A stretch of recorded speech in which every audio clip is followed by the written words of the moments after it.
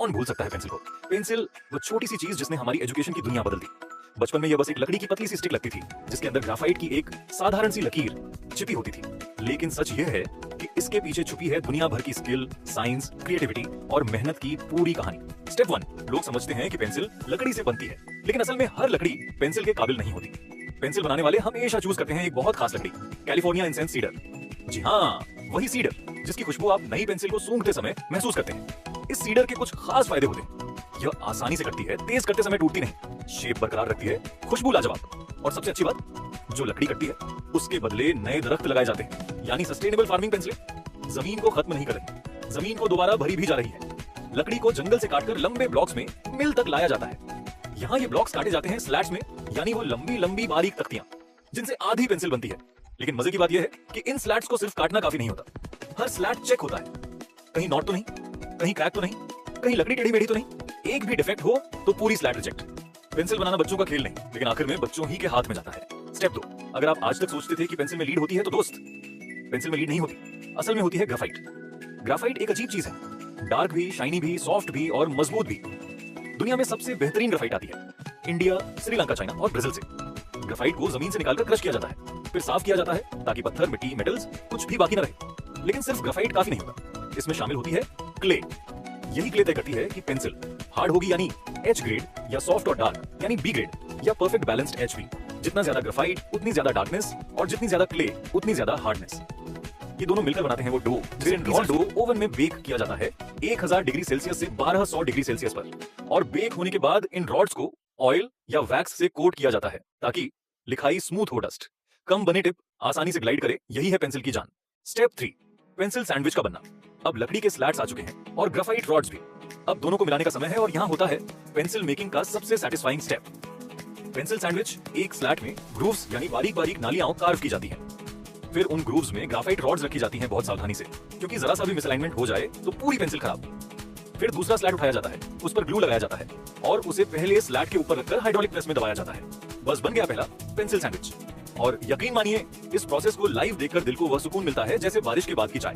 जब ग्लू सूख जाता है तो इस सैंडविच को काट कर मिलती है वे बारीक बारीक स्टिक्स जो आगे चलकर पेंसिल कहलाती हैं।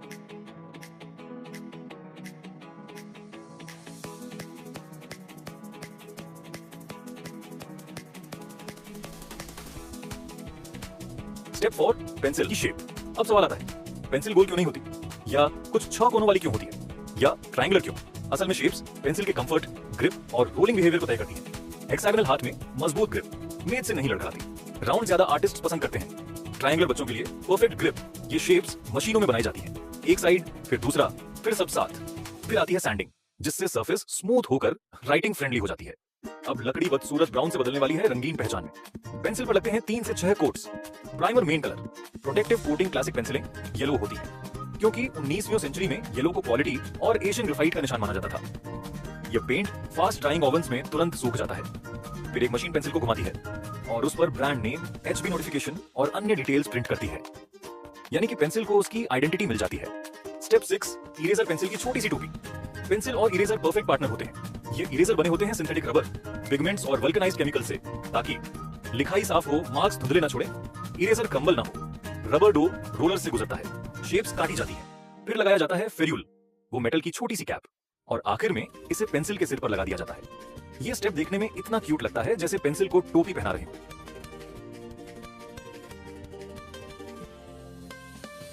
Step 7, testing. कई पेंसिलें शार्पन करके टेस्ट की जाती है। क्या इजीली शार्पन हो रही है, कोर टूट तो नहीं रहा, इरेजर ग्रिप मजबूत है, पेंट बराबर लगा है। जो पेंसिल फेल हो जाए सीधे रिजेक्ट बॉक्स में, पास होने वाली पैकेजिंग में जाती है। Step 8, the last journey.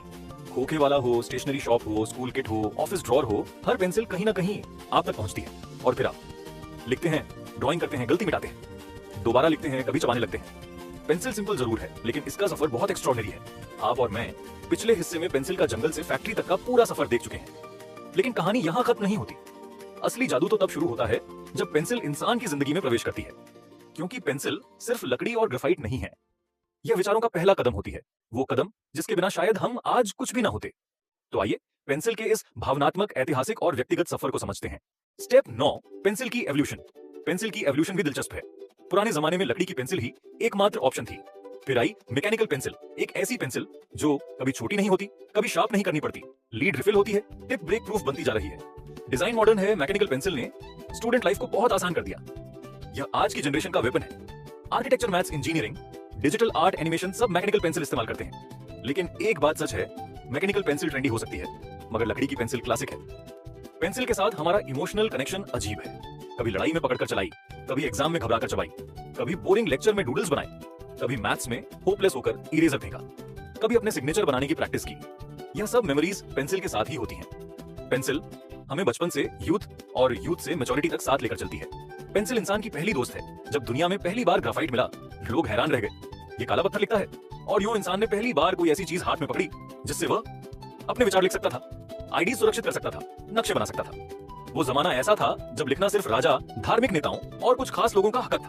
फिर पेंसिल आई और लिखने जैसी ताकत हर हाथ में आ गई। पेंसिल ने ज्ञान को डेमोक्रेटिक बना दिया, एजुकेशन फॉर एवरीवन। इसी वजह से इसे ह्यूमन हिस्ट्री का साइलेंट रेवोल्यूशनरी टूल कहा जाता है। आप सोचें, अगर पेंसिल ना होती तो साइंस की इक्वेशंस बैठती कैसे? इंजीनियर पुल और इमारतें डिजाइन कैसे करते? पोएट्री, गजलें, कहानियां कागज पर आती कैसे? पेंसिल ने इंसान को सिर्फ लिखना नहीं सिखाया, पेंसिल ने इंसान को सोचना, गलती करना और दोबारा कोशिश करना सिखाया। स्टेप 12 है पेंसिल का मेमोरी बनाना। साइकोलॉजिस्ट्स कहते हैं पेंसिल राइटिंग इंप्रूव्स मेमोरी, क्योंकि जब आप हाथ से लिखते हैं तो दिमाग विजुअलाइज करता है, प्रोसेस करता है, रिटेन करता है। कीबोर्ड और स्क्रीन्स दिमाग को लेजी बना देते हैं, पेंसिल दिमाग को एक्टिव रखती है।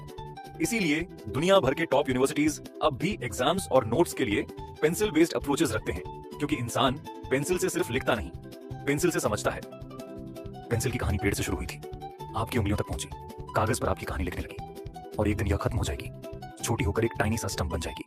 लेकिन वह छोटा सा टुकड़ा भी याद दिलाएगा कि हर बड़ी चीज छोटी बिगिनिंग से शुरू होती है। हमारी जिंदगी भी, हमारे सपने भी, हम खुद भी।